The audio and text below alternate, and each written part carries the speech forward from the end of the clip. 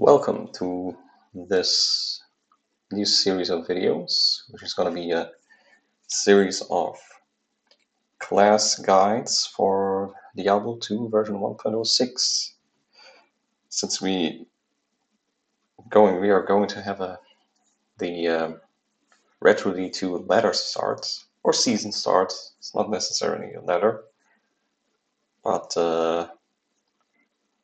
the Retro D2 server, which is the 1.0 patch 1.06 server, will start at the 18th August, if I'm not mistaken, and because of that, I thought it would be nice to have some guides for each character, to have a guide that helps you build your character properly, not break it entirely.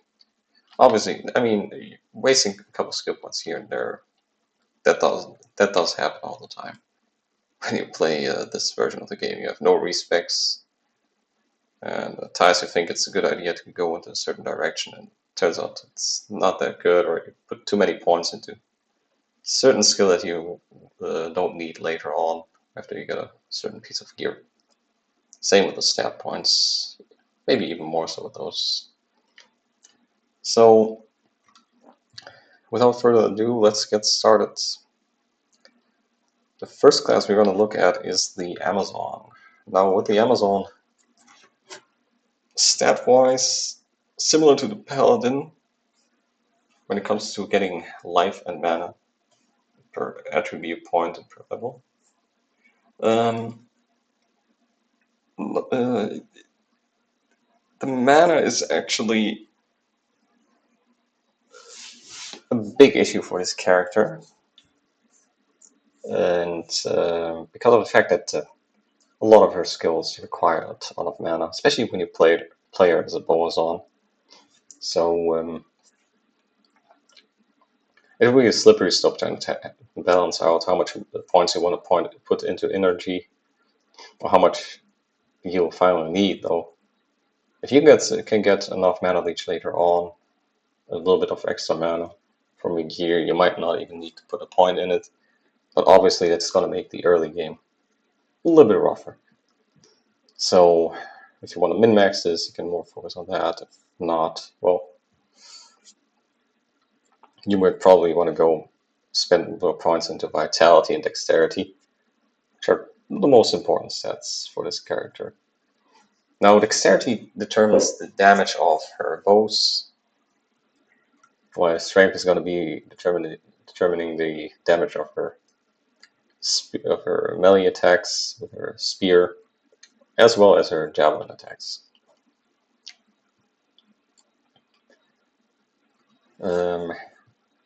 Looking at her breakpoints, we have quite a different thing here going on here than in the modern version of the game.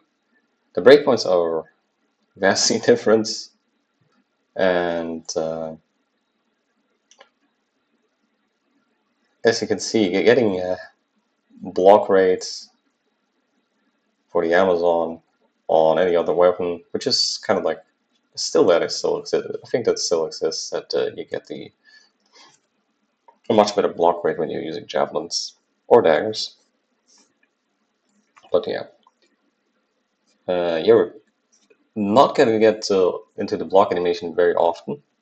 It usually only happens with certain range attacks, like it said here. When it comes to hit recovery breakpoints, Amazon is not that bad, actually. She's okay. She's kind of in the middle rounds. The Barbarian and the Paladin being the best classes, and the Necromancer and being one of the worst classes with the Sorceress. The Sorceress has very bad hit recovery frames, kind of punishing her for many other advantages she has, which we will talk later on once we get to the Sorceress. But having this table and keeping this table in mind, I will post it in the Discord of the Retro D2 community, so you can look it up there. I think I already posted it, actually, so you can look it up and keep track of how much hit recovery you need. Now, there's a thing, I might actually put this in here as well. Something that you have to take notice of is how, that you have to pay attention to is which amount of hit recovery, attack speed, and movement speed you're going to get for each item. So we got that right here. This is the list that basically shows you how much a stat is increased by which item, because of the fact that hit recovery is the amount of hit recovery that you get from an item is not listed. It only says either fast or fastest, which can be confusing. So if you look at the bottom left, you have stuff like Bloodfist, which has fastest, which is 30, which is kind of the exception here compared to all, usually. Like you have of stability, which is usually for the items on blue and yellow items, which increases the hit recovery by 20. It's called fastest. Then you have Coolwin's point, which increases it by 20%, and it's also called that. It's actually called faster. So that's one of those things that might be confusing, and you have to basically pay attention to it. It wasn't even more confusing for the. It was also confusing for the other items as well, for the other stats. But I think by 1.04, this Coolwin's point is the only item that has this that actually has a different description compared to others while delivering the same stats. Bloodfist the same.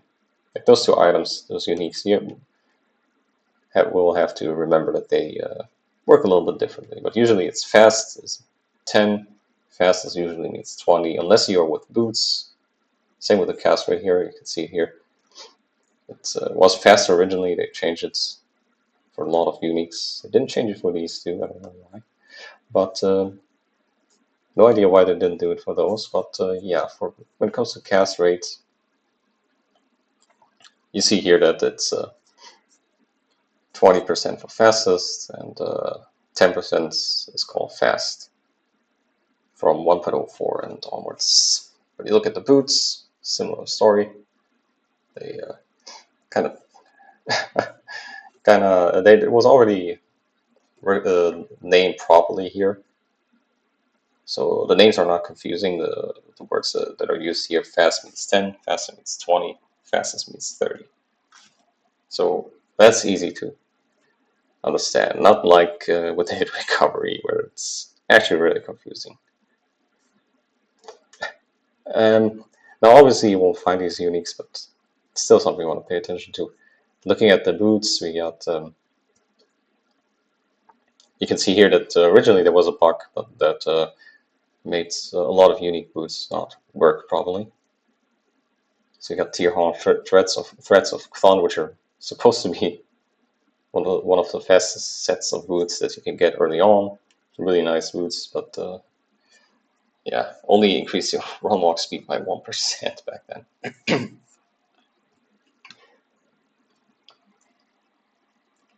Yeah, so one thing that you might have to that is worth mentioning here is Blinkbat's form being the only.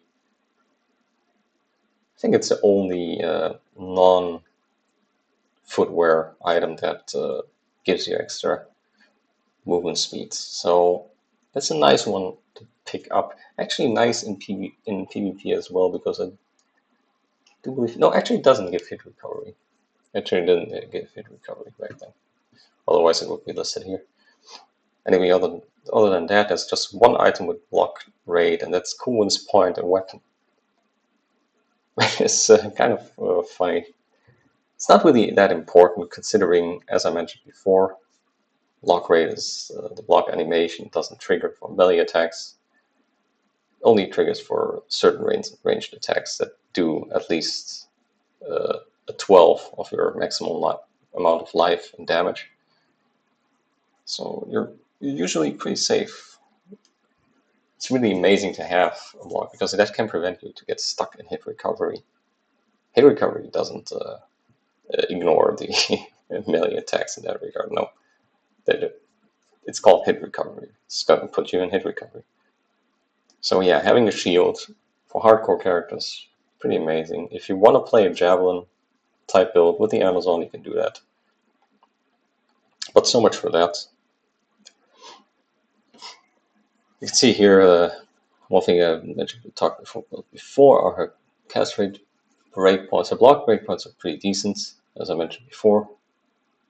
It's on par with the Paladin, except when the Paladin uses Holy Shield, obviously, then that's even better. But aside from that, with hit recovery, she's somewhat at average, but with cast rate, not that great. She doesn't cast a lot anyway, but it is definitely rough, starting with 19 frames.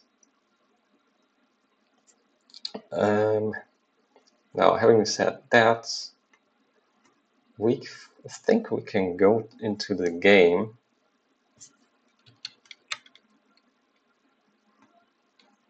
I hope you can all see this. Hold on.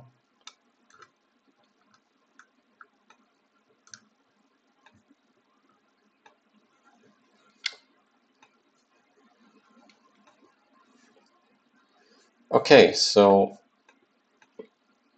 picking up the Amazon. Hold on, we don't have any sound. Let's fix that.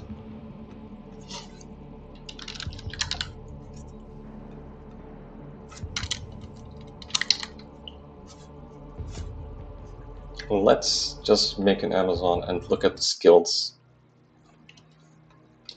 And one thing you notice right away is the Amazon starts with the javelins, which is pretty OP. This is something that I always like about the Amazon, that she gets those javelins right off the bat. Now, it's a random quantity here, so you want to pay attention to that, you want to be careful with it. You don't see a number of your javelins down here, so you have to keep track of it, like with the symbol at the top right, or sometimes just check on your inventory if you want the exact number. But other than that, having the ability to throw stuff is pretty amazing. Let's see if we can find something just to demonstrate the damage difference. I mean, it's already listed here, 1 to 6 compared to 1 to 7 to 16. But these guys are not that tanky. Let's see if we can find some zombies here. Obviously, we're not going to find them when I want to. Well, let's look at the skills instead. So, as I mentioned before, you can play her as a Javazon, which is not the best build, in my opinion. Lightning Fury is amazing, don't get me wrong, still, at this patch, but it is very mana heavy. Charged Strike is not really that great. It always only releases 3 charge bolts, so that doesn't change. Only damage changes. Still decent damage you can get later on, but once you can get a harpoon, and since you're planning to allow people to repair their throwing weapons, that will allow people to utilize some of the exceptional throwing weapons. See, you cannot buy exceptional weapons in this version of the game, only the regular ones, and because of that, you will not be you're usually not able to restock on those exceptional throwing weapons unless you find them. Now, one thing that I wanted to change about the Red 32 server that they were discussing is whether you could repair those throwing weapons alongside with the rest of your gear with just one button click. Now, the one button click to repair all your gear is a nice change. Definitely, when it comes to the throwing weapon, we're still waiting on that, on whether they are going to do that or not, but it seems like they're pretty much determined to make that happen. So, having said that, let's just go into my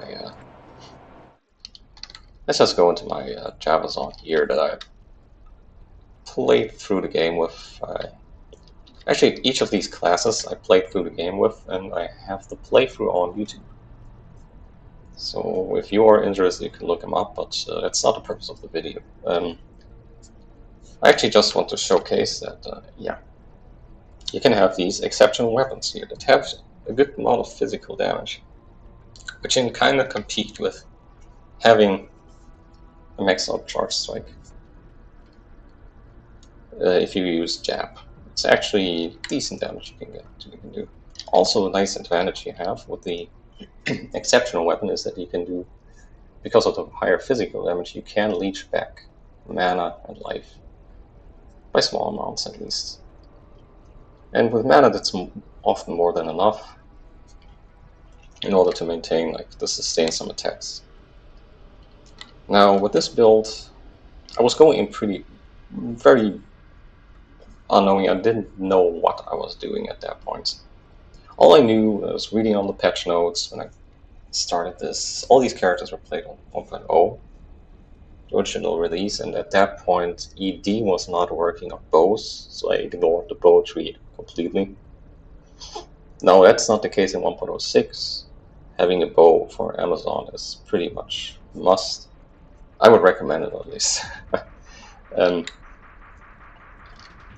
It's the Bowazon can be the fastest mob clear in the game, in terms of when it comes to dealing with trash mobs. The Bowazon can be pretty amazing. Now, look at the passive trees. You have skills like critical strike that you want to at least get over 50. Obviously, you want penetrate for attack rating to get your attack rating up enough, high enough. Pierce, I did put 1 point into it, and I kind of regretted it because it didn't really affect the Lightning Fury here. Lightning Fury is missing Pierce here. It's still very powerful, but the lack of Pierce means that you don't have to put any points in it, and I kind of wasted a point here. Then again, it does help with the first projectile piercing. So just the first projectile that pierces, and that can be nice for your poison javelins, lightning bolt, if you're using that before going to Fury. Poison javelins and plague javelins can be 1-point wonders. That can work on normal for a while. But aside from that, yeah, Inner Sight is a skill that is very underrated in this patch. Considering like having the trouble to hit stuff, Inner Sight does a lot for you to help you out in that regard. So a combination of like having penetrate, Inner Sight, and critical strike, getting some attack rating from this, lowering enemy defense, and obviously having a crit chance for double the damage, double the physical damage, is nice to have. And if you combine this with jab for some quick attacks with something like this King's Pike, which in my playthrough, I actually bought this in Act 4 in Hell, and used it to beat the game. I used it on a couple of enemies in the King's Sanctuary while swapping back to my throwing spears. Now, how does this work? This will also be your main attack, the jab. It's actually what's going to carry your Amazon through the game. And we are in Hell difficulty. We're using just a pike that rolled the King's mod. Has some cold damage from the Frostbolt, which is nice, which slows enemies down. It's kind of nice to have. But it's nothing too crazy, really. Let's see if we can get another guy up here. And you can see I am pretty much finishing these enemies off quickly. Now, as I mentioned before, you can use the harpoon and use it for jab as well. However, damage is going to be a lot lower. We'll try to bait some enemies up here. In order to showcase that.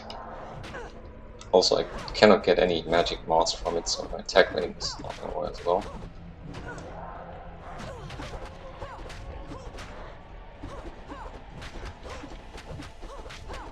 And something you might have noticed is that the attack speed is ridiculously fast. It's very, very fast with the jab skill. And that is because jab ignores weapon attack speeds. Now if I would use the skill Fend, you would notice a slowdown. Now Fend has the advantage that you can attack multiple enemies. Oh, there's some harpoons. Let me check those out. And let's use a decoy for safety here. And you're noticing I'm having trouble with the attack speed here. So I'm going back to jab here.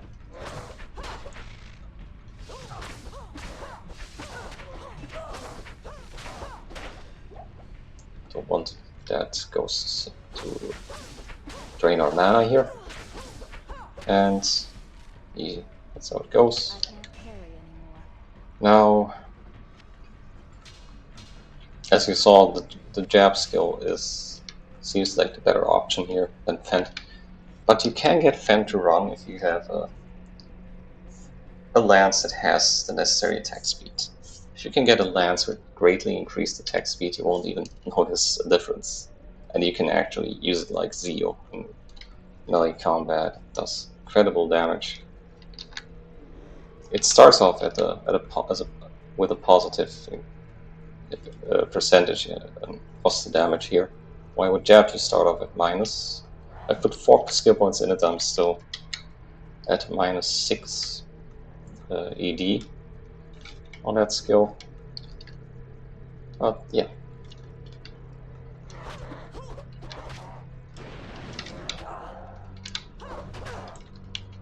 You can also use Charge Strike. This is a skill-like skill, but it does a ton of damage. It does actually a good amount of damage.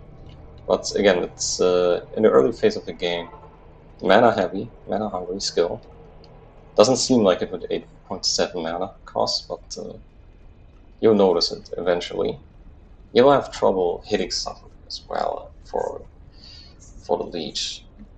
At times it feels like you're just hitting with the charge bolts and not with your actual physical attack, and because of that you can't leech. So that's something you have to keep in mind. Now, last skill I want to showcase on this Amazon is Lightning Fury. And this is actually where the Amazon can be really fun. And we get some surprise visitors. Something that can happen when you play this patch because of low resolution is that you might aggro enemies that you can't even see. And what you've also probably noticed here is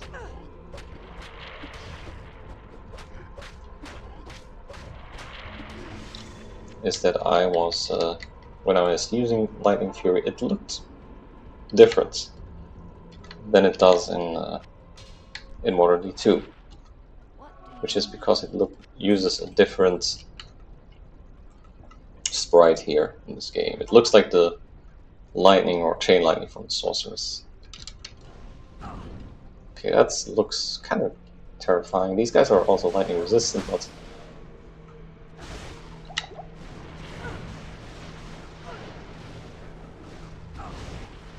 as you can see, I lost all my mana there. And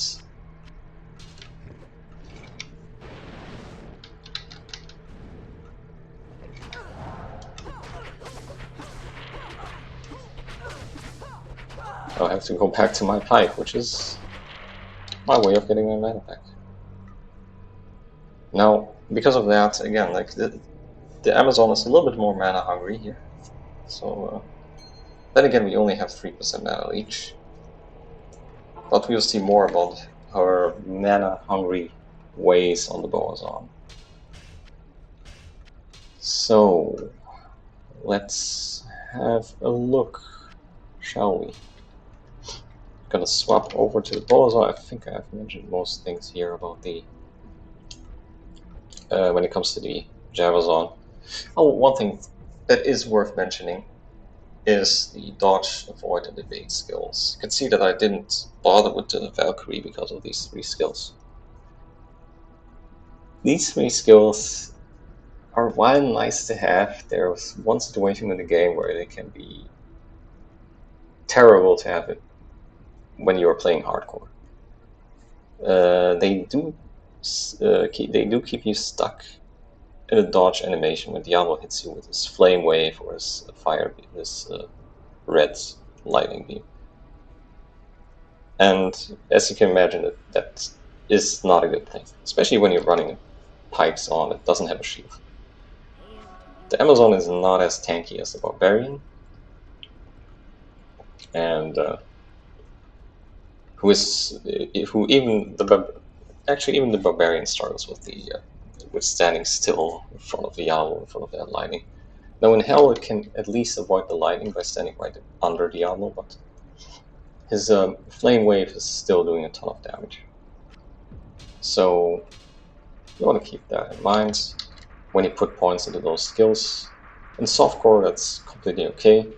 Doesn't matter if you once in a while die to Diablo. It's you know, that keeps happening. And by the time you're farming, probably by the time someone is farming Hell Diablo, you should probably have enough health to begin with and some potions as well. So you can some rejuice that you can use to get your life back quickly. Slow missiles, not much to say here. Nice skill to have. I think that I didn't mention that. The decoy, as you saw, is pretty nice to have some crowd control, to have some safety. Yeah, other than that, I guess I could show off the poison javelins on normal. This is just so you can see the damage. Let's start off easy in the Canyon of the Magi. I'll go with the poison jabs instead of the plague jabs. The damage is basically the same. They also scale the very same way. Only difference is the mana cost, which is high on the plague javelins, and the spread of the poison cloud afterwards. So let's have a look if we can find some stuff. And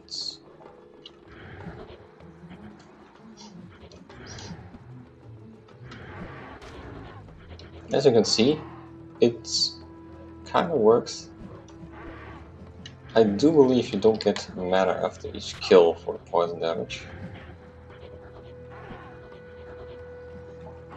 The damage is very low though, and it's kind of unreliable. It's more so of a skill for Act 1, which if you go to, okay, let's Stony Field. Let's go a little bit higher. It's a level 6 skill. You might not have it at Stony Field yet. But here it does a decent amount of damage, I believe. It's kind of buggy as well. Sometimes you hit a target that's green, it doesn't take damage at all. It is not shown, at least on the life meter. But yeah, it does it. It's doing pretty well here. Now, having showcased this skill as well, as I mentioned before, it's just a nice skill to have on your way. You're probably relying mostly on your jab skill. In fact, you can just... Let's go to the Act. Yeah, let's go Act 3. And you can find pikes here in Act 3, but... well, let's actually go Act 4 and buy a regular pike, just for demonstration purpose.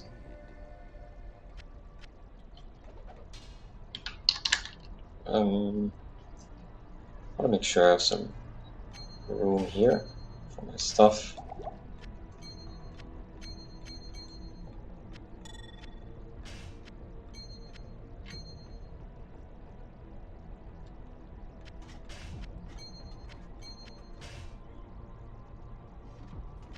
Do I need the soul stone necessarily?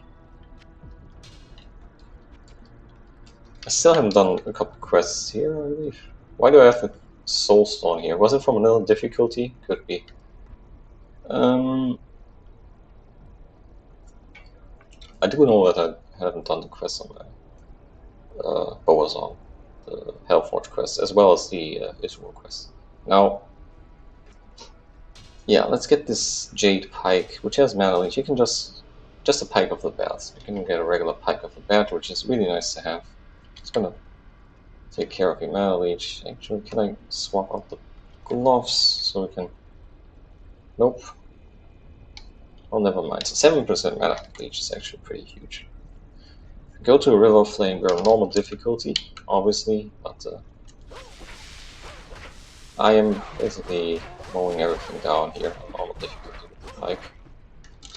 Obviously, I do have a lot of points in this, more points in the strength, and well, not that many actually, but I do have critical strike very high up, and my attack rating is high as well.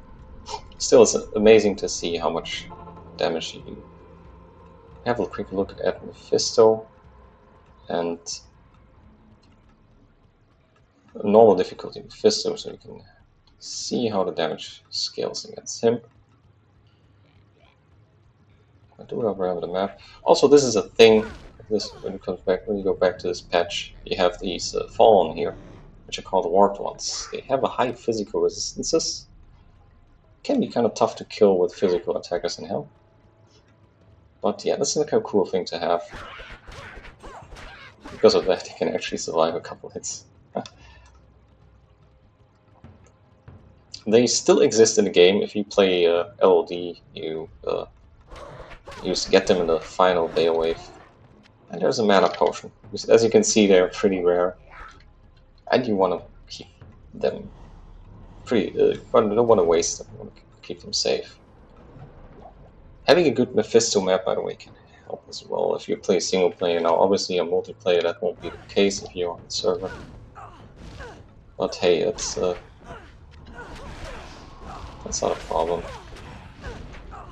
Okay, just want to get past this area here. We'll leave a decoy up here.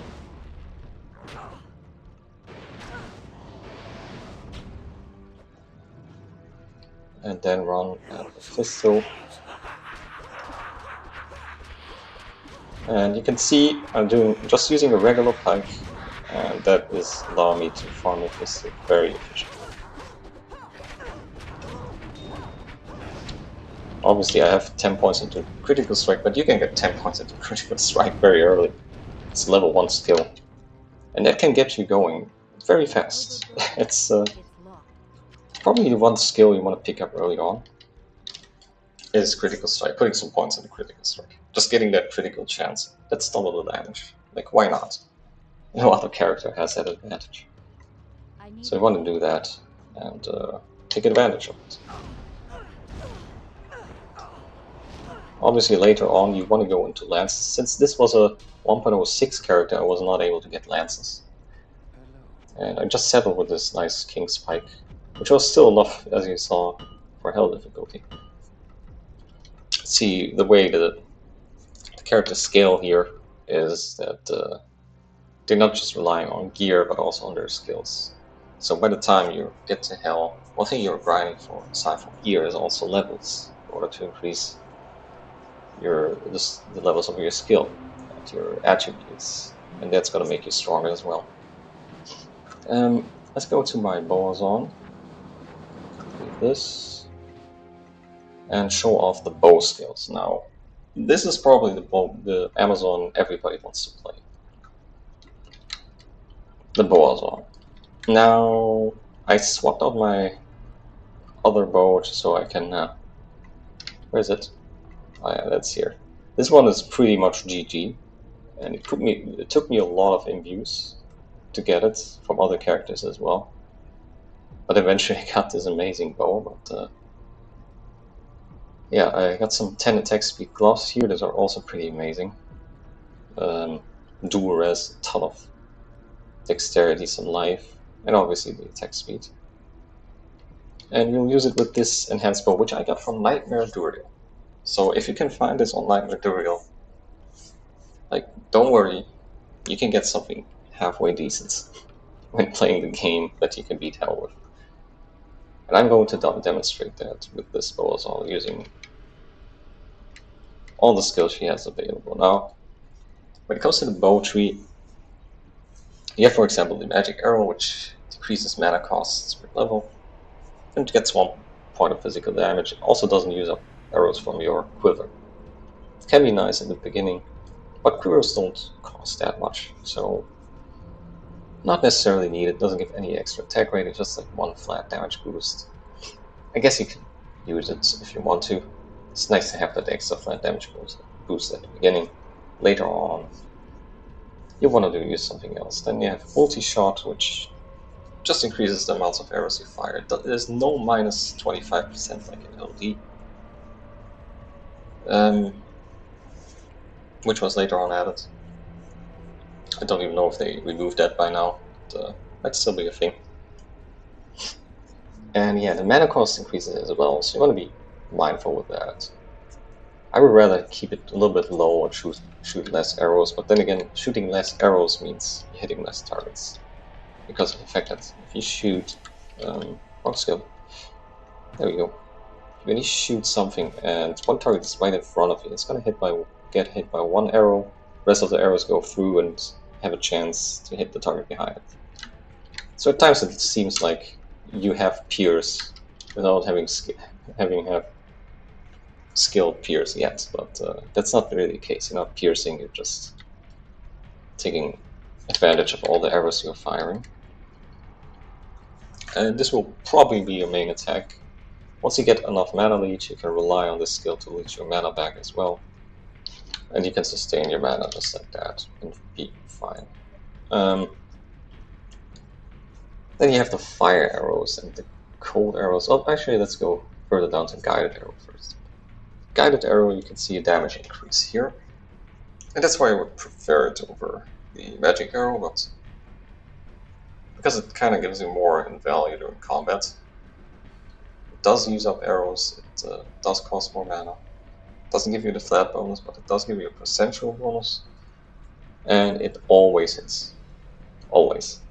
Now there's this rumor that's going around that the guided arrow used to pierce through an enemy multiple times. That was only in 1.09, which was in the late phase of the LD era before patch 110 came around.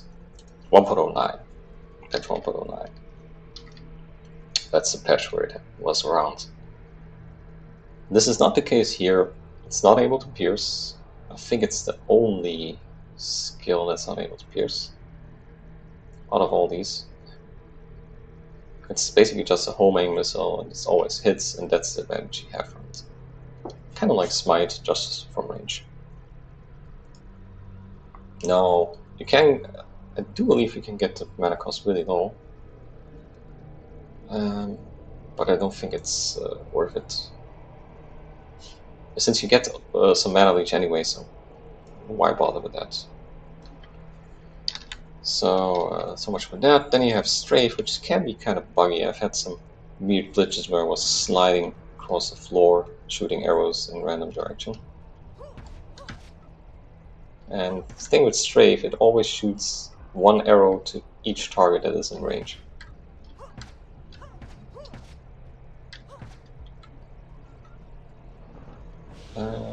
This might be... This looks a little bit empty here. Okay, never mind. And which looks okay, but it really doesn't do the damage. Multi-shot is just a better attack, but then there is stuff like this, which is just bonkers to me. The elemental arrows, especially Immolation arrow and freezing arrow.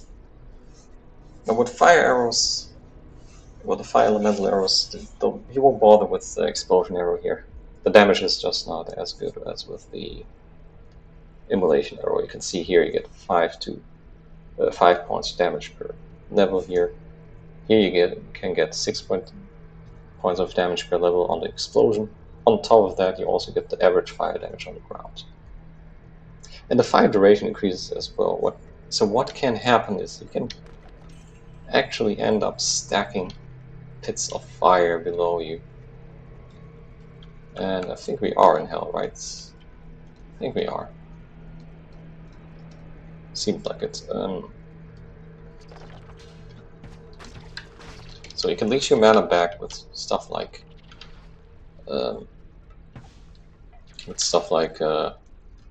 strafe or multi-shot. And then when you have these maggots come at you, you just do this, and they just walk into the fire and die. Just the explosion alone is doing a lot of damage. So, as you can see, the damage is... Considering we are on hell here, gotta be careful about life here. Considering we are on hell, it's actually really impressive. I also have a... Let's try out the freezing arrow as well while we're at it. First we're gonna leech our life back. Now there's one downside to it, is that you cannot leech with it. And I will explain where that damage comes from, by the way, later on. See that strafe is still doing decent damage as well, but it's not comparable to using the freezing arrow here, for example, especially when you have multiple targets together. Like this. This is actually excellent.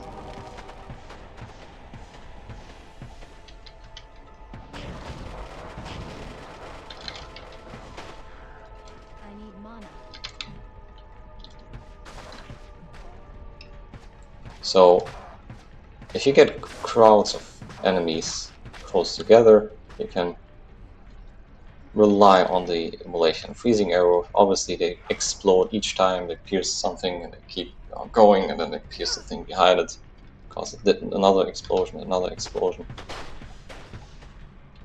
that does a ton of damage. Now why that is, I can explain to you in a second. Let's clear this out first. Okay, let's go back.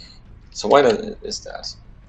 The freezing arrows, the freezing arrow, the exploding arrow, and the immolation arrow all utilize the physical damage of the bow on its explosion. So each time you have this explosion, on each explosion, you have the physical damage applied as well. So when you start going into the cow level, and this is going to be pretty fun, I believe, for you to watch, just to demonstrate how strong this build can be. Usually I'd be a little bit scared of entering the cow level here, but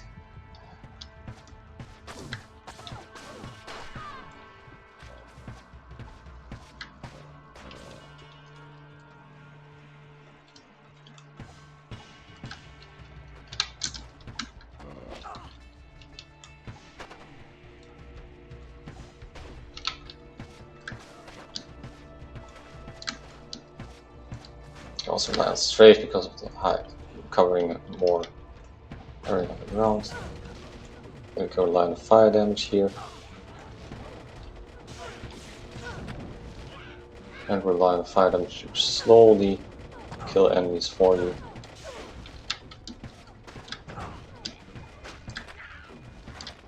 There you go, that one went down.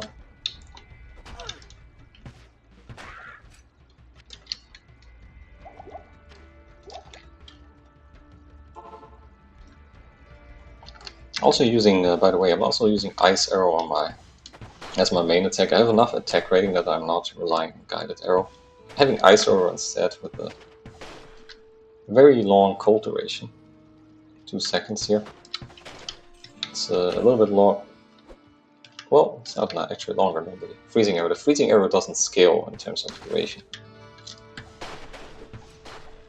and because of that, I guess you can use the ice arrow here, not the cold arrow, excuse me, I mean the ice arrow. get something to freeze enemies. You can also use the cold arrow in order to cool down bosses like Duriel, like keep them slowed down.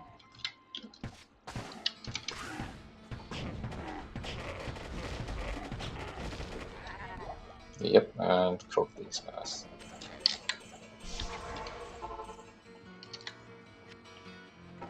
Okay.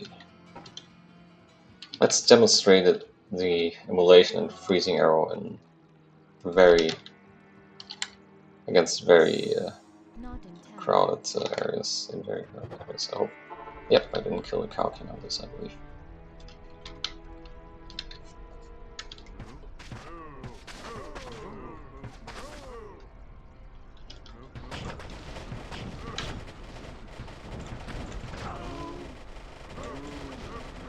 Even the fire alone does a lot of fire damage on him. As you can see, some of them dying just from that. But, you can also just freeze him in place and then shoot the immolation arrow in them. If you have enough mana, of course. Let's reach some mana back here. Back them together.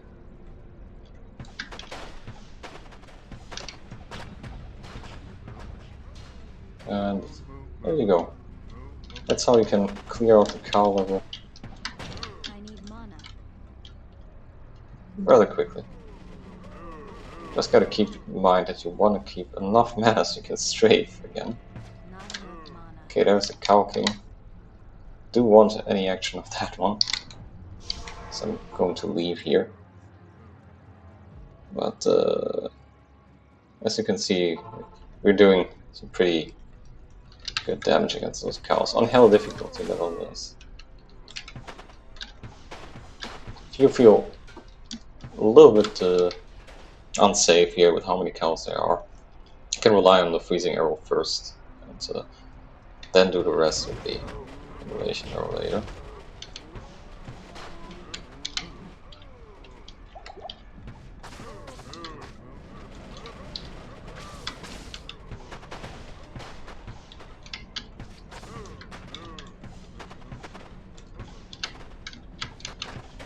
But the damage seems pretty amazing.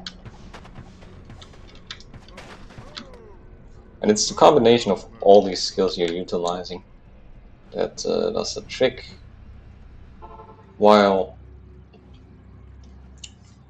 there's one thing that can be done as well when you play this build, is that you'll have you might want to max out the immolation arrow for the high DPS, especially against boss monsters. You can actually do the highest amount of damage against Diablo by spamming immolation arrows on him, and then going inside with a pike and start jabbing.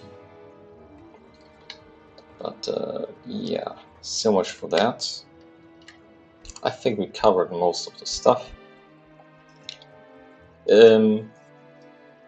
Yeah, as I mentioned before, you shouldn't take too many skill points. You should be able to be flexible with the rest of your build here.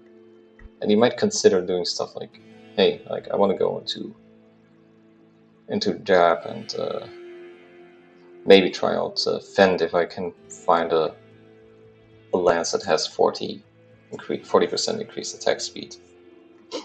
So why not? It's actually possible. Trying to max out skills is not always beneficial as well. You can see the mana costs of these skills go up quite a lot, especially Immolation Arrow. I have to be very careful with that I don't run out of mana too soon. Can be tough on the mana potions, but